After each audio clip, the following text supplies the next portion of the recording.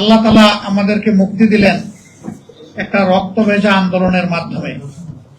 তারপরে এই স্মৃতি তাড়াতাড়ি ভুলে গিয়ে যে হাসলটটা ফ্যাসিস্ট সরকারের ছিল সেটা আপনারা আবার ধারণ করতে যাচ্ছেন কেন? আমরা তো নতুন কিছুই দেখতে পাচ্ছি না। তখনকার ফ্যাসিস্টরা যা করেছে হুবহু তার একটা ফটোকপি আপনাদের মধ্যে আমরা দেখতে পাচ্ছি।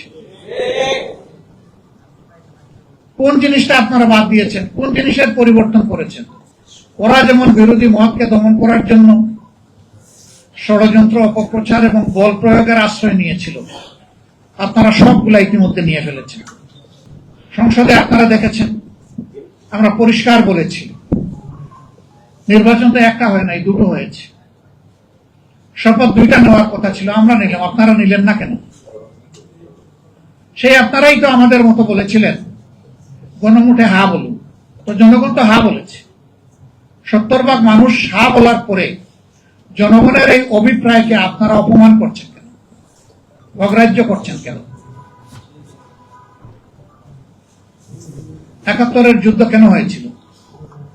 বেসিক দুইটা কারণ ছিল। একটা ছিল বৈষম্য, আরেকটা ছিল জনগণের ভোটকে সম্মান না দেখা। এখন হুবহু দেখি তাই সবকিছু, কোনো বেষ্টন দেখতে পাচ্ছি।